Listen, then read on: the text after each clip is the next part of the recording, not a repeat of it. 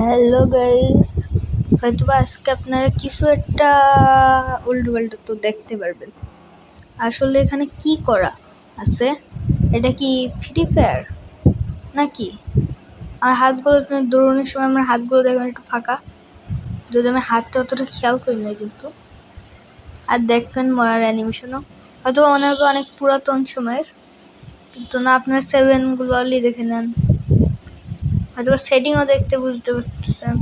উপরের লোগো দেখেও মনে হচ্ছে আগের, কিন্তু না, রাগি কেন না।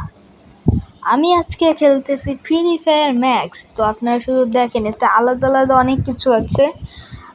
কালকে আমি রিভিউ ভিডিওটাও দিয়ে দিতে পারি।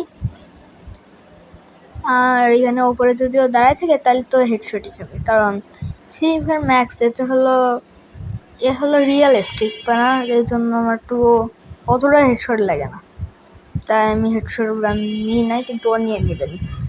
ডেজার্টিক্যাল আর ইউএন নিতেছে।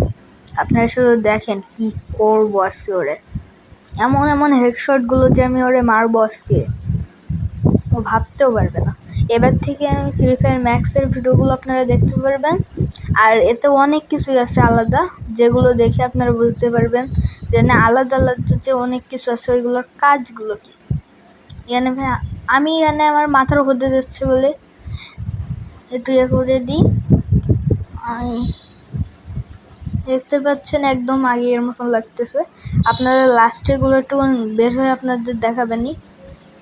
এই ম্যাচটা শেষ হওয়ার পরে আপনাদের খানিকক্ষণ পরে আপনাদের দেখাবেনি, ওখানে কোনায় আপনারা আরামে লেখা থাকবে সুন্দর মতন ফ্রি ফায়ার ম্যাক্স। তো আজকে আমি ফ্রি ফায়ার ম্যাক্সের ভিডিও দিতেছি, কালকে এটার পুরো রিভিউ ভিডিওটা আপনারা দেখতে পারবেন। এতে অনেক কিছু আলাদা আছে, আপনাদের এগুলো দেখাবো। আপনারা শুধু দেখবেন এতে আলাদা আলাদাগুলো কি কি আছে আলাদা, আপনারা খেয়াল করলে বুঝতে পারবেন। সব কিছু রিয়েলিস্টিক হলেও একটা জিনিস আমার রিয়েলিস্টিক মনে হয়নি, সেটাও আপনাদের একটু দেখাবো আমি।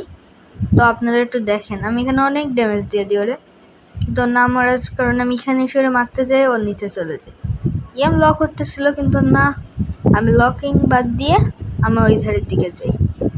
তো তারপরে দেখেন কি হয়, সারা মাঠ ঘোরার পরে আপনাদের দেখাচ্ছি। এবার সে যায়ও আর খুঁজে পায়নি, তারপরে দেখেন কোথায় পায় ওরা। তারপরে দেখেন আমি ওর একটু ড্যামেজ দিতে চাই, আর আমার অনেক বেশি ড্যামেজ দিতে বলে আমি এখানে হুকম হয়ে, আর আমি দেখিও যাচ্ছি, তারপরে আমি মারি না। তারপরে দেখি ও আমারে দেখে ফেলছে, যে নোট ছিল, আমি বের হয়ে পড়ি, ও একটা গুলাল লাগাই দেয়।